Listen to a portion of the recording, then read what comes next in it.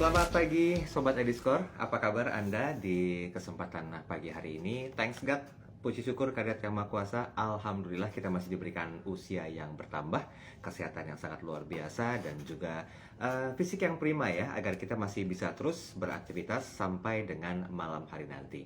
Saya Daryl Adam kembali menemani aktivitas pagi Anda. 1 jam kurang kita akan ngobrol di program Bincang Santai. Seperti biasa program ini memang ditayangkan lewat Instagram Live dari idscore.id. Nah, seperti biasa pula saya ingin ingatkan kepada Anda bahwa semua yang kami berikan penyampaiannya di program Bincang Santai ini sifatnya lebih mengarah ke edukasi, kemudian juga ke literasi. Dan ada satu yang berbeda, ini berdasarkan ide kreatif dari tim idscore dan juga koleganya berhasil membuat sebuah terobosan baru dengan ide kreativitas dan sebuah inovasi. Biasanya saya selalu berbincang bersama dengan narasumber yang berasal dari pemateri iDiscover internal. Nah, kita akan coba tampilkan satu hal yang beda hari ini. Kita akan mengundang salah seorang pemateri tamu yang juga beliau akan menjabarkan seperti apa sebetulnya dukungan-dukungan yang dilakukan khususnya dalam bidang keuangan. Saya mau ucapin terima kasih buat Anda yang sudah bergabung bersama dengan kami. Jangan lupa bagi Anda Sobat Ediscore yang belum bergabung, silakan bisa bergabung. Yang belum follow akun Instagram dari iDiscore, bisa follow di idscore.id. Dan juga all social media yang lainnya, dari mulai Twitter, Facebook, kanal YouTube, kemudian juga Instagram, dan juga LinkedIn pastinya. Nah, hari ini kita akan bicara tentang dukungan Biro Kredit terhadap lembaga keuangan. Saya akan mengundang secara langsung beberapa narasumber yang akan berbicara, memberikan satu informasi santai dan juga ringan ya tentang keadaan ekonomi kita di masa pandemi COVID-19. And by the way, konon kabarnya nih WHO udah bilang bahwa ini bukan pandemi lagi, tapi udah masuk ke endemi. Otomatis banyak yang ketar-ketir menyikapi segala macam perkembangan yang terjadi akibat COVID-19. Oke, kita lepaskan permasalahan itu. Kita akan fokus tentang kehidupan yang senantiasa berjalan. Kita akan coba undang narasumber yang akan bergabung bersama dengan kami. Beliau ini adalah Direktur Pevindo Biro Kredit iDiscover. Nih, saya bocorin dulu ya yang akan bergabung. Di Informasi dan Digital PT Pegadaian, mengatasi tanpa masalah. Nah, ekonomi adalah roda yang berjalan dengan segala kompleksitasnya. Bahkan ekosistem perbankan dan keuangan Indonesia terdiri dari banyak elemen. Sementara itu, dunia dan juga Indonesia bergerak begitu lambat karena hadirnya pandemi COVID-19. Nah, Sobat Ediscore, yang pasti sekarang kalau kita bicara masalah hal yang perlu difokuskan adalah bagaimana kita mempertahankan semuanya itu menjadi keadaan normal, termasuk tentang hal yang identik dengan kebutuhan atau keringanan melunasi kewajiban atau tepatnya restrukturisasi kredit. Yuk kita bahas lebih lanjut dengan tema besar dukungan Biro Kredit terhadap lembaga keuangan. Saya sudah terhubung pertama kali dengan ada Direktur Pevindo Biro Kredit iDiscover, ada Pak Yohanes As Abimanyu atau yang akrab disapa Pak Abi. Selamat pagi Pak Abi. Selamat pagi Mas Daryl, selamat pagi Sobat iDiscover. Sehat-sehat, terima kasih. Luar biasa, terima kasih ya Pak Abi waktunya bersama dengan kami. Dan tadi Pak Abi saya mohon izin, kita tidak hanya berdua, ini merupakan sebuah inovasi baru yang dipikirkan oleh tim kreatif dari iDiscover menghadirkan narasumber tamu. Nah, pemateri yang satu ini, beliau adalah seorang Direktur Teknologi Informasi dan Digital dari PT Pegadaian, ada Pak Teguh Wahyono. Selamat pagi Pak Teguh. Selamat pagi Mas Daryl dan Sobat Sehat ya Pak Teguh ya? Sehat semuanya ya, salam sehat. Terima kasih Pak Teguh. Mohon izin Pak Teguh, saya pinjam waktunya nih 1 jam kurang dikit ya. Ayo, jangan senang hati. Kita akan ngobrol santai sebetulnya Pak Teguh. Pagi Pak Abi. Oke, baiklah. Nah, sekali lagi tema bahasan kita adalah dukungan Biro Kredit terhadap lembaga keuangan. Terima kasih untuk Anda Sobat iDiscover dan juga sahabat Pegadaian yang sudah bergabung bersama dengan kami ya. Jangan lupa sekali lagi saya informasikan di awal, program ini berlangsung setiap 2 minggu sekali dengan narasumber yang berbeda-beda yang berbicara masalah keuangan pastinya. Oke, kita mulai saja langsung untuk mempersingkat waktu. Pengen tahu juga sih sebetulnya kalau hadirnya Pevindo Biro Kredit iDiscover ini pasti kan punya kontribusi ya. Nah, Pak Abi, satu pertanyaan pertama Pak Abi, kalau kita melihat peran utama Biro Kredit seperti Pevindo Biro Kredit ini dalam ekonomi nasional terkait dengan kinerja bank dan juga lembaga keuangan, itu seperti apa gambarannya? Kita elaborasi overview dulu di sesi pertama ini, Pak Abi. Oke, baik. Terima kasih Mas Daryl. Jadi Sobat iDiscover, kehadiran Pevindo Biro Kredit itu sebagai salah satu lembaga pengelola informasi perkreditan di Indonesia. Kehadiran Pevindo Biro Kredit ini ditujukan sebagai dukungan bagi infrastruktur lembaga keuangan. Dukungannya seperti apa? Bentuknya adalah kami memang memberikan suatu informasi perkreditan bagi lembaga keuangan untuk membantu lembaga keuangan dalam pengambilan keputusan dalam pemberian kreditnya. Nah, dukungan seperti ini yang kami berikan melalui berbagai jenis macam layanan. Banyak sekali layanan yang bisa kami berikan kepada lembaga keuangan tentunya sebelum mereka mengambil keputusan dalam pemberian kreditnya. Salah satu layanan yang utama yang kami berikan adalah kami memberikan credit scoring. Nah, credit scoring ini digunakan bagi lembaga keuangan. Tadi saya sampaikan di awal bahwa mereka selalu melakukan analisa kredit sebelum mengambil keputusan. Nah, mereka dengan menggunakan credit scoring bisa mengetahui kurang lebih seperti apa profil calon debiturnya. Calon debitur profil seperti apa? Apakah profil tersebut berada pada kondisi misalnya ya high risk atau average atau low risk. Nah, dengan mengetahui kondisi seperti hal tersebut, lembaga keuangan bisa dengan mudah atau dengan cepat mengambil keputusan dalam proses pengambilan kreditnya. Karena sudah mengetahui karakter, profil, risiko dari calon debitur. Kurang lebih seperti itu, Mas Daril. Oke, Pak Abi, tapi permasalahan sekarang kalau boleh mungkin Pak Abi sharingkan kepada kita semua yang hadir melihat perbincangan live Instagram ini. Seperti apa sih sebetulnya tingkat awareness dari masyarakat Indonesia terhadap keberadaan biro kredit seperti ID Score saat ini? Apakah mereka sudah punya awareness yang tinggi dan trust-nya juga udah kuat atau bagaimana? Secara gambaran keseluruhannya Pak Abi. Ya, jadi memang karena biro kredit ini juga merupakan industri yang masih baru juga di Indonesia, masih perlu banyak awareness terus terang baik ke lembaga keuangan baik juga ke masyarakat Indonesia. Karena itu masih menjadi salah satu tantangan bagi kami bagaimana kami memberikan layanan, memberikan sosialisasi kepada lembaga keuangan mengenai manfaat dari keberadaan biro kredit. Namun demikian boleh kami sampaikan bahwa hingga saat ini sudah kurang lebih ada 330 lembaga keuangan yang bergabung menjadi anggota Pevindo Biro Kredit. Masih banyak lembaga keuangan di Indonesia yang berada ya, yang beroperasi, namun tentu menjadi suatu tantangan bagi kami bagaimana kami memberikan awareness bagi mereka mengenai manfaat keberadaan Biro Kredit. Berarti itu sudah mencapai 330 tadi ya? Sorry ya, betul ya Pak? Betul, betul Mas Daril. Oke, baik. Ini kan sangat luar biasa. Berarti kalau kita melihat dari awareness-nya sendiri sudah terbangun, tinggal ini menjadi PR kita semuanya nih Pak Abi sebetulnya untuk bisa mempertahankan trust. Seringkali kita ngobrol masalah trust ya tentang hal ini ya. Oke, saya mau izin ke Pak Teguh dulu. Pak Teguh, kalau kita melihat kondisi sekarang ini kan kondisi makroekonomi itu lesu ya akibat pandemi COVID-19. Kondisi ini juga pastinya disinyalir itu punya efek yang kurang baik lah, kurang maksimal ya Pak Teguh terhadap industri kredit dan juga pembiayaan. Terutama kemampuan membayar sebagai debitur dan juga NPL. Nah, ini yang kadang-kadang menjadi sebuah permasalahan yang sangat krusial gitu, non-performing loans. Nah, bagaimana secara sekilas Pak Teguh melihat hal ini, Pak?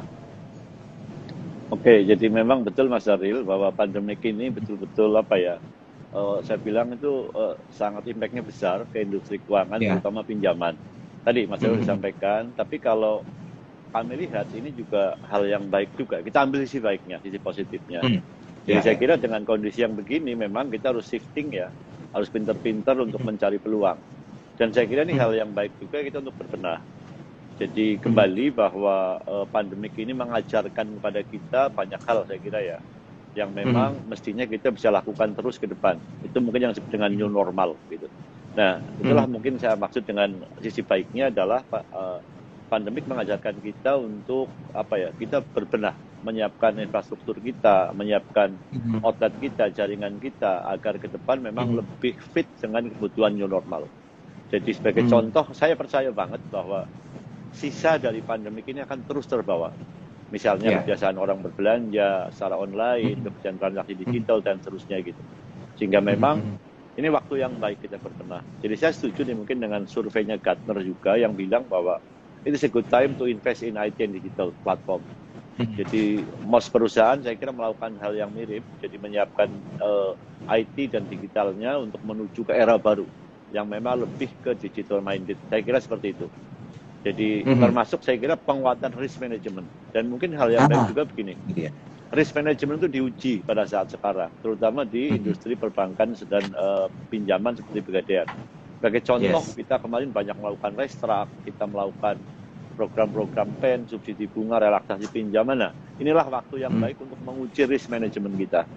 Jadi saya kira itu kesimpulannya kita berbenah di 2 area. Satu adalah risk management kita, yang kedua adalah meningkatkan kesiapan digital menghadapi new normal.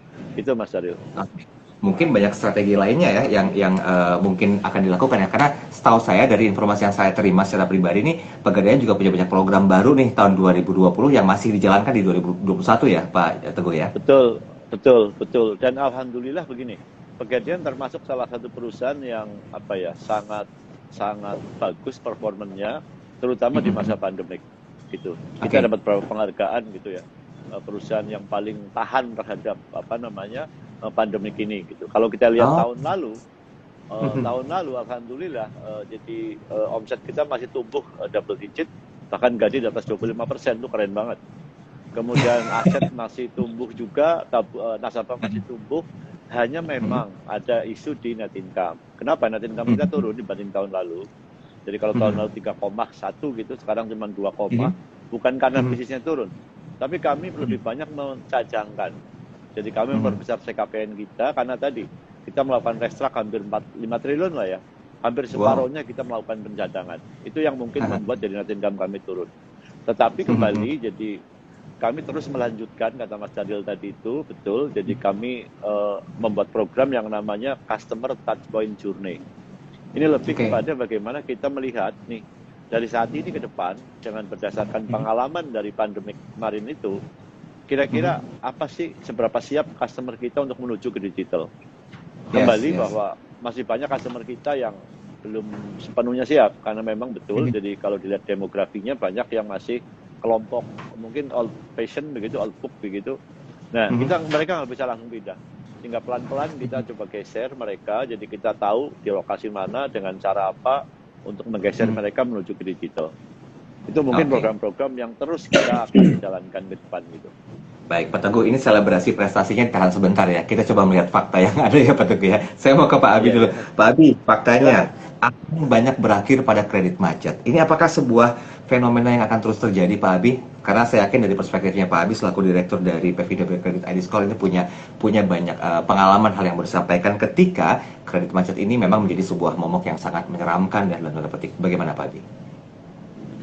Iya, sebenarnya kuncinya adalah sebelum kalau kita berbicara penyaluran kredit, kunci di awalnya adalah bagaimana kita pada saat di awal melakukan proses analisa kredit itu dilakukan dengan benar. Jadi bagaimana mitigasi risiko kredit itu dilakukan bukan di akhir, tapi justru harus dilakukan pada saat kita di awal sekali kita melakukan penerimaan atas kredit. Tujuannya adalah apa ya tadi? Untuk memastikan supaya nanti di akhirnya NPL itu tidak terjadi gitu ya. Nah, kalau kita berkaca pada kondisi sebelum pandemi dulu deh, kita bicara sebelum pandemi, memang berdasarkan data yang ada di ID Score bahwa memang kondisi profil risiko debitur itu menunjukkan kondisi yang relatif baik dalam kondisi, sebagai saya ambil contoh misalnya adalah debitur yang berada pada profil risiko low risk dan very low risk itu relatif lebih tinggi dibandingkan profil risiko debitur yang berada pada kategori high risk atau very high risk. Namun demikian begitu masuk dalam kondisi pandemi, tentu terjadi pergeseran karena memang situasi masyarakat yang berdampak atau terdampak di atas pandemi COVID ini, gitu ya. Karena salah satunya bisa saja karena adanya masyarakat yang otomatis karena ada pandemi bisa kehilangan pekerjaan atau kehilangan mata pencarian, sehingga mengalami kesulitan dalam hal melakukan pembayaran. Sehingga berdasarkan data yang kami miliki selama tahun 2020 kemarin menunjukkan bahwa terjadi pergeseran antara profil risiko debitur yang sebelumnya relatif lebih rendah gitu ya, yang di risiko high risk dan very high risk terus bergeser menjadi meningkat. Nah, ini yang perlu disadari atau perlu diantisipasi oleh lembaga keuangan. Nah, tentu yang paling kita harus lakukan adalah bagaimana lembaga keuangan tadi disampaikan oleh juga Pak Teguh melakukan restructuring atas debitur-debitur yang berdampak atas pandemi COVID ini, untuk memastikan bahwa memberikan kesempatan bagi mereka untuk merecovery lagi kondisinya, sehingga nanti pada saatnya mereka bisa melakukan pembayaran atas cicilan-cicilannya.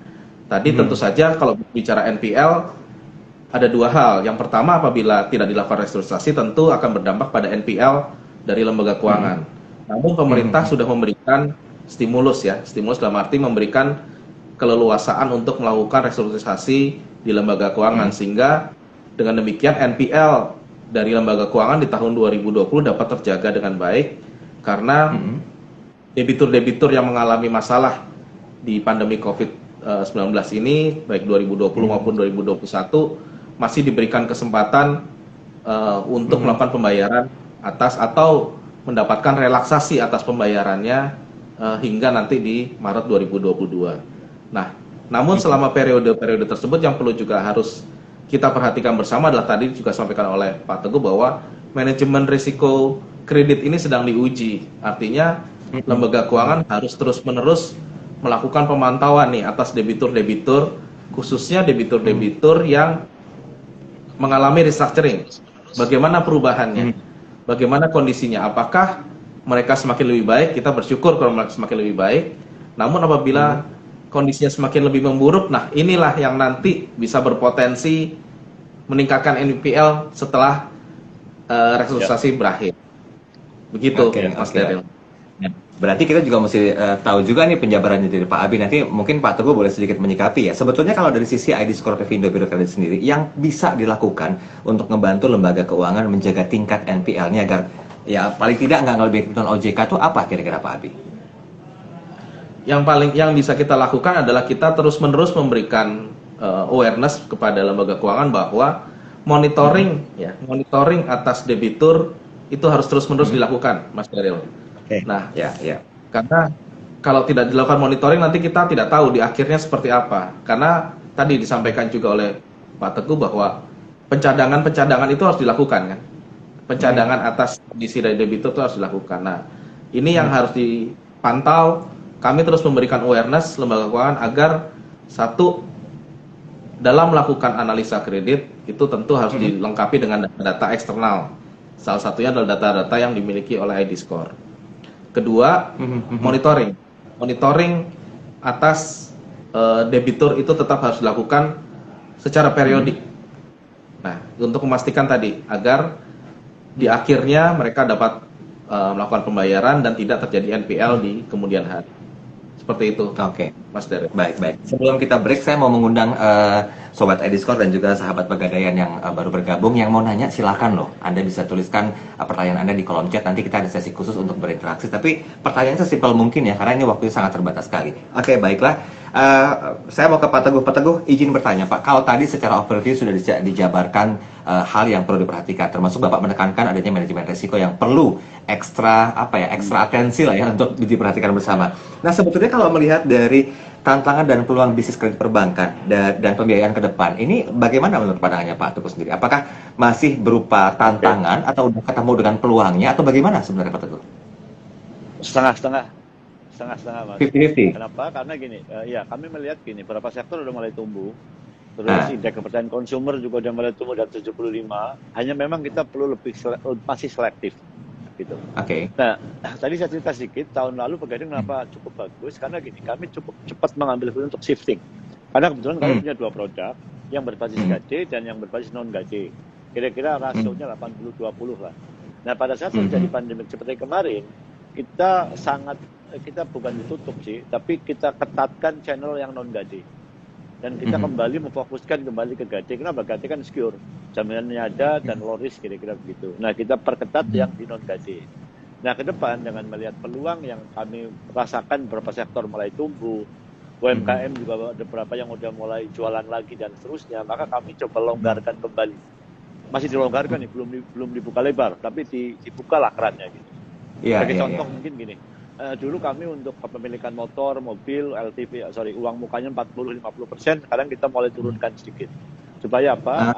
Bagi yang memang sudah, tapi kembali, RPC merupakan konsideran kami utama, repayment capacity maksudnya. Jadi kami lihat lagi sektor per subsektornya, kemudian kita lihat potensi RPC-nya. Sepanjang itu masih aman, maka kita akan mulai menyalurkan lagi kredit. Gitu. Tapi kembali memang itu masih terbatas dan kita masih sangat selektif di beberapa subsektor industri yang kita perkirakan cukup aman untuk menyalurkan pinjaman. Mungkin seperti itu. Sektor seperti apa Pak Teguh yang mungkin bisa disampaikan? Saya kira kalau dulu kan ada istilah gainer, ada loser. Saya kira kalau yang misalnya kayak IT, kemudian kesehatan, itu kan termasuk sektor yang memang dari awal malah menikmati. Bukan menikmati lah, mendapatkan impact positif dari pandemi ini. Tapi kalau kayak misalnya perhotelan, kemudian transportasi, saya kira masih cukup berat gitu. Tapi beberapa sektor kayak pertanian, perdagangan udah mulai tumbuh. Kita lihat sampai kita lihat per subsektornya. Kira-kira seperti itu, Mas. Baik. Kita mengundang Sobat iDiscord untuk berinteraksi. Silakan, Anda boleh nanya, kok santai, kok ini ngobrol santai. Kalau bisa kita bikin satu forum, kebuka, ada kopinya, ada makanannya, juga lebih enak ya Pak Abi. Ada juga Pak Teguh ya. Di sini ada kopi sebenarnya kalau Mas Abi di sini. Ya, komentar Anda bisa coba tanyakan di kolom chat yang sudah kami siapkan. Boleh ditujukan ke Pak Abi, boleh ditujukan ke Pak Teguh sendiri tentang apa yang ingin mau Anda sampaikan. Saya coba cek sebentar, pertanyaan sudah masuk. Apakah sudah ada? Wah, komentar-komentar juga sudah masuk nih. Pegadaian mengatasi masalah-masalah. Pak Teguh apa kabar? Baik. Sayang aplikasi agen saya nonaktif katanya. Wah. Oke, kita belum menemukan pertanyaan. Ya, kita belum menemukan pertanyaan yang komprehensif yang sesuai dengan pembahasan kita ya. Oke, kita coba sebentar. Ini saya coba sambil cross check. Iya, belum ada. Baik, begini Pak Teguh. Kalau kita melihat langsung dari faktanya, memang saya akan terus mengatakan pandemi COVID-19 ini selain memberikan satu hal yang sifatnya mungkin sedih, kedukaan, kemudian juga pengharapan untuk kembali ke era normal, itu semakin kuat ya. Tapi kita nggak boleh bisa bertahan juga dengan hal itu, tidak boleh senyap dalam keadaan seperti itu. Pasti ada langkah-langkah atau hal yang perlu dilakukan dari setiap institusi, termasuk Pevindo juga, atau mungkin juga dari Pegadaian sendiri. Nah, saya mau tahu dari sisi strategi, apa yang mungkin bisa Pak Teguh lakukan, mewakili tim dari Pak Teguh juga, agar PT Pegadaian Persero ini punya satu strategi positif dan masif yang bisa diterapkan untuk paling tidak menyeimbangkan keadaan seperti sekarang ini, Pak Teguh. Oke, jadi memang salah satu inisiatif kami memang adalah saya sebut dengan G-Star Plus. G-Star Plus itu G tapi ada startnya 5 gitu, plus sekarang ada 6. Nah, memang yang salah satunya adalah kita sebut dengan Growcore. Bagaimana kita menumbuhkan bisnis intinya Pegadaian, yaitu Apegade. Caranya gimana? Jangan mendigitalkan seluruh bisnis proses yang ada di Pegadaian ini. Dan yang kedua adalah menumbuhkan produk-produk turunannya. Ini kalau ceritain panjang nih, nggak cukup sejam 2 jam. Nanti sama Pak Abi ceritakan sehari. Dari sini Growcore nih. Nah yang kedua Great New. Kita memang masuk ke hal baru, terutama adalah non-gade, yang mostly adalah micro loan gitu ya, pinjaman pada UMKM gitu. Dan juga ada beberapa FIBIS dan juga mungkin nanti yang berbasis teknologi kayak Open API dan seterusnya. Nah, yang ketiga memang Go Farther. Go Farther ini apa? Kita memang mendapatkan penugasan sebagai BUMN dari pemerintah dan negara nih untuk lebih banyak memberdayakan UMKM. Di luar sana katanya ada 60 juta UMKM dan separuhnya hampir lebih itu mereka belum mendapatkan sentuhan dari industri keuangan. Jadi mereka masih belum mendapatkan pinjaman dari institusi resmi keuangan. Terus mereka dapat uang dari mana? Banyak. Dari rentenir, dari keluarga dan seterusnya. Dan masih banyak lagi yang belum. Nah, kami sebagai BUMN, mungkin dengan BUMN yang lain yang terlibat, misalnya BRI PNM memang mendapatkan penugasan untuk bagaimana memberdayakan mereka. Minimal 2 hal besar yang kita lakukan. Satu, bagaimana membina mereka supaya, karena betul-betul mereka kan UMKM yang butuh bimbingan kita. Dari mulai ideasi berbisnis, bagaimana kreativitas membuat produk, bagaimana akses ke pasar, termasuk digital market, terus bagaimana memperoleh pembiayaan dan seterusnya. Itu yang pertama. Yang kedua tentu saja memberikan pembiayaan dan dengan bunga yang mungkin realistik, saya kira begitulah ya.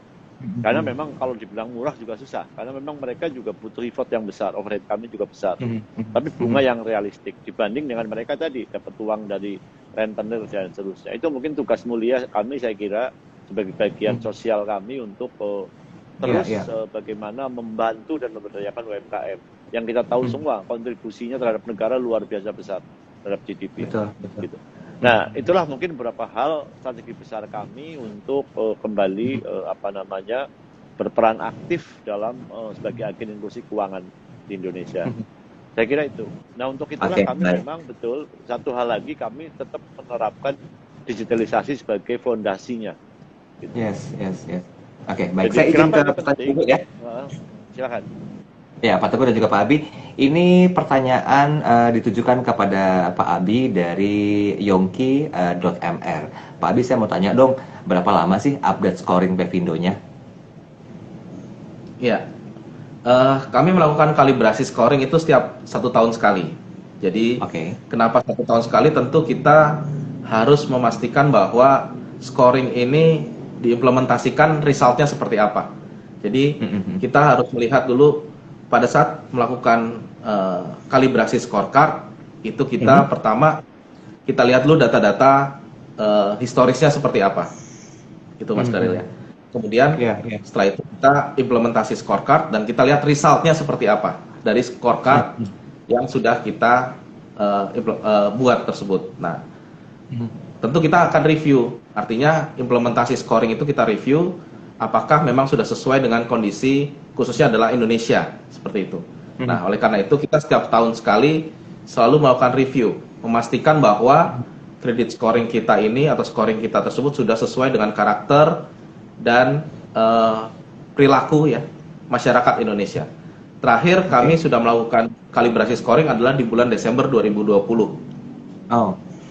Desember 2020. Dan itu memang pada saat kami melakukan upgrade scoring, kami belum memasukkan faktor pandemi COVID nih, Mas Daril. Jadi karena pada saat kami menggunakan data adalah menggunakan data-data sebelum Maret 2020.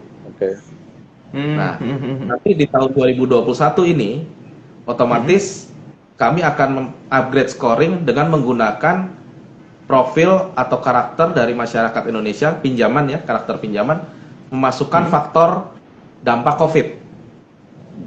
Gitu, dampak COVID terhadap perilaku masyarakat Indonesia. Nah, inilah nanti jadi pasti akan berubah. Keren tuh Pak Abi. Keren kalau bisa gitu. Ya, pasti akan berubah Pak Teguh juga Mas Daril karena perilaku masyarakat jadi berubah kan? Betul. Yang tadi sebelum pandemi COVID mungkin ya pinjamannya tadi terbatas gitu ya karena aksesnya terbatas. Sekarang setelah digitalisasi tadi kalau Pak Teguh bilang di Pegadaian akan digitalisasi, mungkin masyarakat setelah pandemi COVID lebih banyak menggunakan digital. Ya, mungkin akan lebih akses terhadap pinjaman akan semakin lebih banyak online ya. Nah, ini bisa jadi merubah behavior dari masyarakat Indonesia. Nah, itu akan kami masukkan dalam scoring terbaru di tahun 2021 ini. Oke, Pak Teguh, silakan tanggapannya. Wah, ini bisa kolaborasi sebenarnya ini kan sekarang lagi musimnya collabpreneur ya. Collab juga harus ya sebenarnya. Udah mulai. Kita udah collab dengan Pak Teguh. Moga-moga, Pak. Oke, jadi memang betul. Jadi saya kira pandemik ini mengubah sebut behavior juga. Yang sebelumnya mungkin orang itu seperti apa, nah dengan pandemik ini banyak hal yang berubah gitu. Dari segi perilaku bertransaksi maupun termasuk scoringnya menurut saya. Jadi saya kira kalau Pak Abi bisa masukkan scoring pasca pandemi ini akan keren banget sih Pak. Kita bisa melihat lebih real bagaimana perilaku dan juga bagaimana mereka terhadap kredit maupun terhadap perilaku dia bertransaksi, mungkin itu penting gitu. Oke, baiklah. Ini saya ke pertanyaan dulu ya, dari renirosita.id.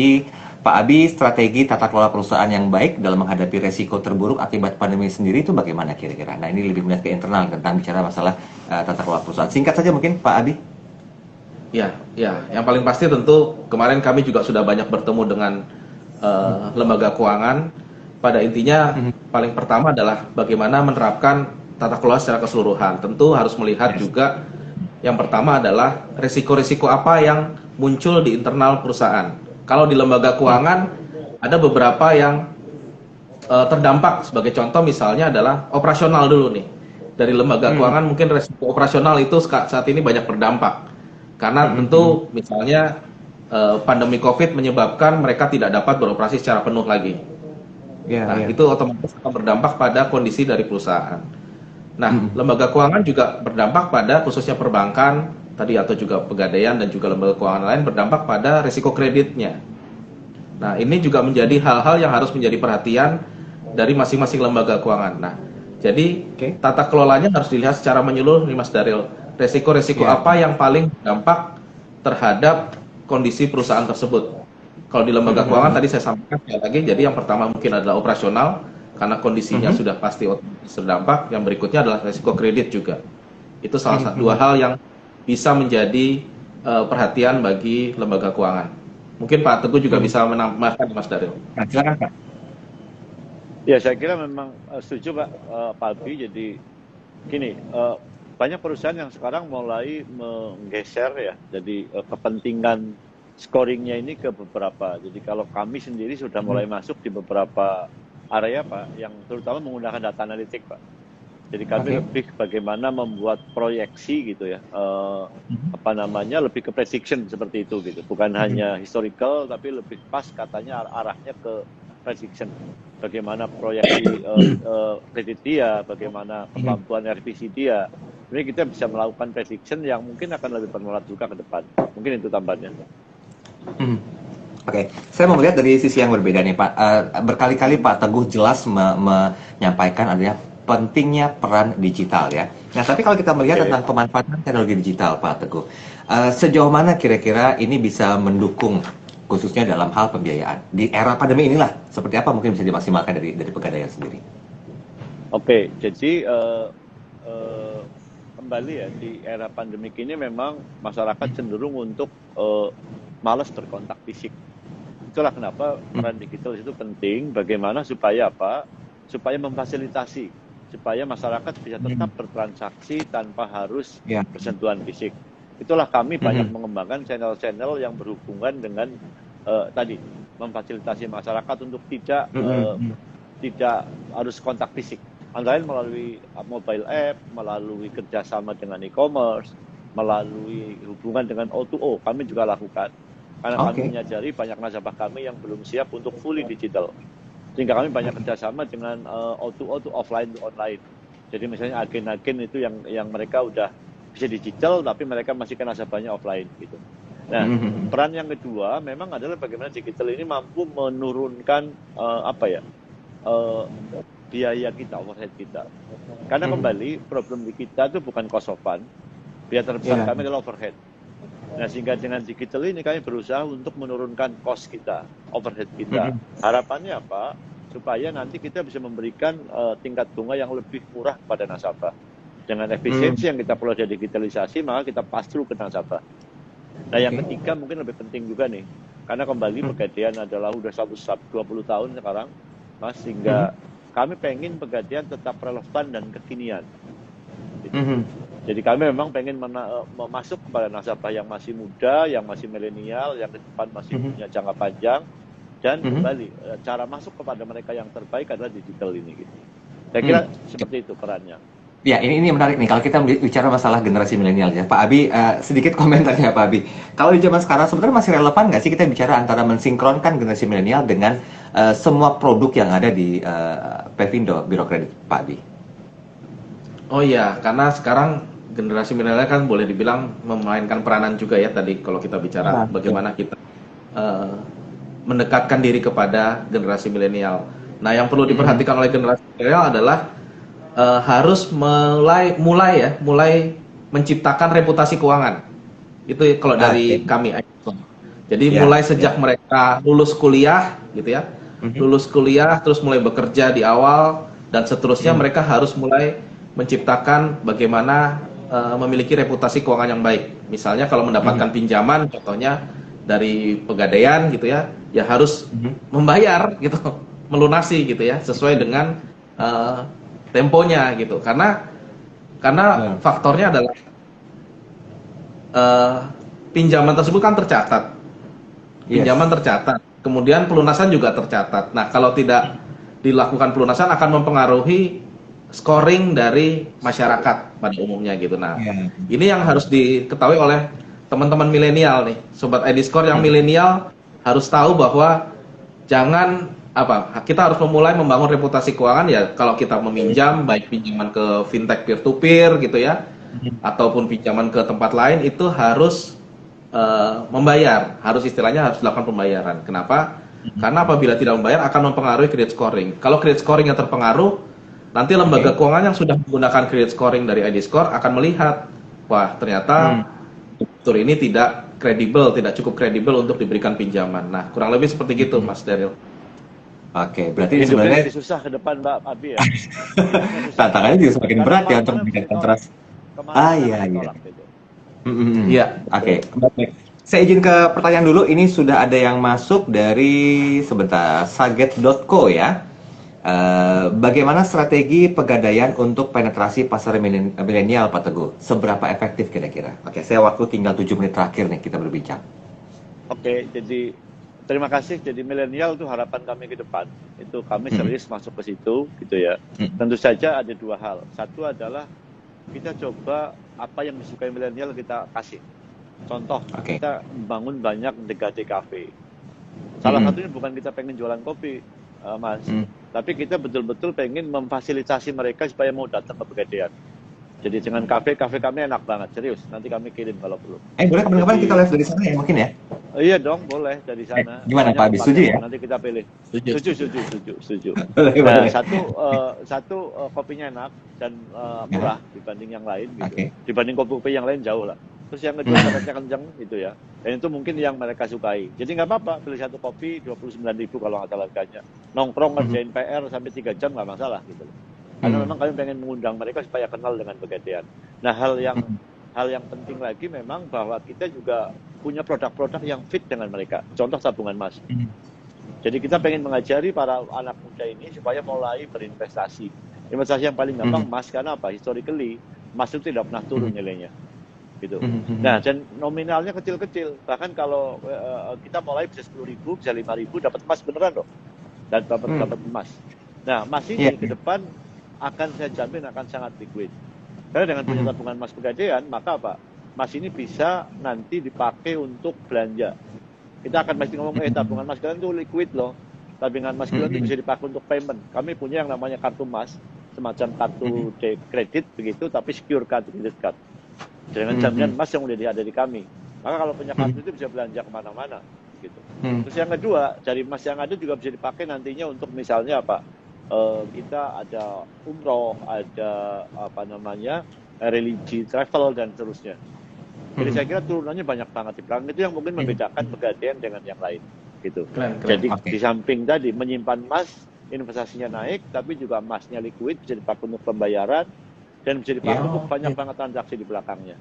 Itu mungkin pendekatan-pendekatan yang kita lakukan, terutama memang untuk menarik milenial bergabung dengan Pegadaian. Dan alhamdulillah kalau lihat datanya sekarang, pengguna PNS lebih dari 3,3 juta, 70%-nya milenial. Gitu. Wah. Ini berarti Pak Abi mesti Pak Teguh, Pak Abi mesti diikutin nih program emas itu, karena kan ada kode promo yang berhadiah ya, Pak. Banyak. Makanya gini, kalau sekarang beli emas di e-commerce, seperti Tokopedia, Shopee, Bukalapak, itu emasnya Pegadaian. Dan itu bisa dibeli dalam hitungan yang cuma berapa? 500 perak. Kan ada tuh, kalau belanja di Topet misalnya, pembulatan dong supaya genap ke atas, nah itu emasnya Pegadaian. Di Shopee juga demikian. Gitu. Nah, kita akan di semua e-commerce insya Allah, jadi emasnya adalah di belakangnya emas Pegadaian. Gitu. Oke. Pokoknya kalau dengerin, silakan Pak Abi. Belinya lewat mana tuh Pak Teguh? Kalau yang emas tadi Pak, bisa lewat Pegadaian Digital, bisa lewat outlet kami kalau mau, bisa juga lewat e-commerce. Hampir semua e-commerce kalau emasnya Pegadaian. Oke, mantap. Paling nggak boleh ngintip-ngintip sosial medianya Pegadaian ya Pak Teguh ya? Iya. Ya, boleh stalking lah istilah anak muda sekarang ya. Jangan lupa di Pegadaian_ID. Kalau misalnya ke Pegadaian ada emasnya, kalau di Bincang Santai ada Mas Darilnya di situ. Ya, Pak Abi ya. Oke, baik. Ini beberapa pertanyaan saya rasa kurang relevan, tapi terima kasih banyak. ini sudah menanyakan ke kami. Nah, mungkin Sobat Ediskor dan juga sahabat Pegadaian yang merasa, Mas Daryl kok pertanyaan saya nggak disinggung, saya menilainya agak kurang relevan dengan tema ini, jadi Anda bisa kok langsung bertanya. Yang belum follow Instagramnya, silahkan follow di Pegadaian_ID. Kalau misalnya Anda mau coba follow Instagramnya Pevindo juga boleh, itu di idiscore.id. Nah, nanti bisa interaksi langsung tuh, karena admin saya memberikan banyak sekali penjabarannya. Mohon izin, saya punya waktu sebenarnya tinggal 3 menit, tapi saya punya kewenangan untuk mengatur waktu. Saya siapkan waktu plus minus 3 menit, 3 menit. Pak Abi, saya yakin kalau dari sisi tema kita, dukungan Biro Kredit terhadap lembaga keuangan, apa kira-kira insight atau summary yang perlu Bapak sampaikan sebelum kita nutup perbincangan santai hari ini? Silakan Pak Abi. Iya, pada intinya adalah kami dari Pevindo Biro Kredit iDiscore selalu mendukung lembaga keuangan sebagai bagian dari infrastruktur lembaga keuangan. Nah, kami mendukung dari khususnya adalah dari mitigasi risiko kredit dalam penyaluran perkreditan. Dari mana saja? Dari sejak awal proses perkreditan itu dimulai, kemudian di tengah adalah pada saat perkreditan itu diberikan, dan sampai di akhir pada saat dilakukan monitoringnya atau pada saat collectionnya. Jadi kami memberikan dukungan bagi lembaga keuangan dari proses awal hingga proses akhir bagi lembaga keuangan dalam melakukan mitigasi risiko kreditnya. Nah, diharapkan tentu saja peran dari iDiscore ini dapat dimanfaatkan oleh lembaga keuangan yang ada di Indonesia dan dapat mendukung tentu saja adalah meningkatkan mitigasi risiko kredit, dan yang paling penting adalah menghindari meningkatnya NPL atau NPF. Itu, Mas Daryl. Oke, baik. Pak Teguh, silakan. Waktu Anda 3 menit, Pak Teguh. Oke, Mas Daryl, jadi terkait dengan manajemen risiko dan scoring nih, Pegadaian ke depan akan masuk ke target customer yang saya sebut itu invisible. Invisible apa? Karena memang historically dia belum tercatat di lembaga resmi keuangan. Jadi mereka belum pernah melakukan pinjaman di lembaga keuangan. Sehingga mungkin, mohon maaf Pak Abi, data Bapak mungkin belum mengcover itu semua. Dan yang kami perlukan memang adalah scoring yang tadi bisa menggambarkan karakteristik calon nasabah secara utuh. Secara utuh itu apa? Pertama adalah historical payment-nya seperti apa. Kedua, prediktif ke depan untuk kemampuan capacity payment-nya seperti apa. Terus yang ketiga mungkin behavior. Behavior dia itu seperti apa. Gitu. Nah, saya kira kalau bisa digabungkan ketiga faktor itu akan sangat confident kami untuk memberikan tadi bagian dari risk management untuk melihat seberapa aman kita memberikan pinjaman ke sana. Kenapa demikian Pak Abi? Karena gini, kalau dulu kita memberikan pinjaman kan ketemu orangnya nih, ngisi form sampai 5 halaman, kita ketemu, kita interview, kita lihat rumahnya, lihat tetangganya, dan seterusnya lah. Selain melihat rumahnya cantik nggak begitu. Cuman kalau sekarang itu kan semuanya digital, kita nggak pernah ketemu, even kita nggak bisa bedakan apakah ini manusia atau robot. Sehingga saya kira hal-hal itu sangat penting gitu. Jadi di samping tadi ya KYC dan seterusnya, tapi scoring yang full, yang mencangkup tadi itu mulai dari saat dia pengajuan aplikasi, saat dia memperoleh pinjaman, LTV-nya berapa. Saya kira ini mestinya bisa di custom. Karena setiap orang akan beda, sehingga kita juga akan beda men-treat mereka dalam hal kredit maupun dalam hal pinjamannya, sampai dengan collection-nya gitu. Nah, saya kira kalau itu mungkin yang kami perlukan, dan untuk itulah kami terus terang sangat welcome terhadap pemain yang ada di luar sana. Kalau memang punya scoring yang itu, kami sangat welcome untuk bekerja sama. Karena mengarah ke depan tadi itu, Pegadaian akan masuk ke area yang invisible. Baik yang UMKM yang tadi saya sebutkan sekian puluh juta yang belum dapat tayang, dan mereka rata-rata tidak tercover di existing credit scoring. Jadi harapan kami seperti itu sebenarnya Pak Abi. Jadi kalau memang Pevindo arahnya mungkin scoring seperti itu yang kami perlukan ke depan. Mungkin itu. Oke, wah ini terbuka satu mudah-mudahan ya kerjasama yang sangat luar biasa, kolaborasi sangat luar biasa. Nanti kami doakan agar Pevindo juga bisa lebih intens lagi dengan Pegadaian. Pak Teguh, terima kasih banyak waktunya. Untuk open kerjasama dengan yang lain-lain gitu. Oke, baiklah, ada kesempatan juga ya. Sekali lagi kita harus mengakhiri program Bincang Santai ini. Saya ucapkan terima kasih sekali yang banyak buat Pak Teguh Wahyono. Terima kasih Pak Teguh. Kami doakan sehat selalu. Jangan lupa jaga jarak, menghindari kerumunan, dan beraktivitas yang positif ya. Pak Abi juga terima kasih banyak. sudah bergabung. Insya Allah kita ketemu lagi di perbincangan berikutnya di 2 minggu ke depan. Dan jangan lupa Sobat iDiscord dan juga sahabat Pegadaian, Anda bisa follow akun Instagram di iDiscord, khususnya untuk Anda yang belum follow, silahkan follow sosial medianya, yaitu di Instagram iDiscord.id, kemudian di Facebook di Pevindo Credit Bureau, Twitternya di @iDiscord_IND, kemudian LinkedIn-nya di iDiscord Pevindo Biro Kredit. Nah, sementara bagi Anda yang mau follow Pegadaian, silakan bisa coba follow Instagramnya di Pegadaian_ID. Dan demikianlah bincang santai pada kesempatan hari ini. Kami berharap dari apa yang disampaikan oleh Pak Abi dan juga Pak Teguh itu memberikan satu kontribusi berarti buat Anda agar bisa lebih sadar tentang dunia keuangan dan bertanggung jawab terhadap diri Anda serta kewajiban-kewajiban Anda agar semua masyarakat Indonesia bisa menjadi yang terbaik, tidak hanya sisi pribadi, tapi sisi Anda dan juga keluarga serta berguna buat pemulihan ekonomi nasional bangsa ini. Saya Daryl Adam pamit undur diri. Selamat melanjutkan aktivitas. Selamat pagi menjelang siang dan sampai jumpa. Terima kasih semuanya. Terima kasih. Thank you. Salam sehat semua. Terima kasih. Terima kasih.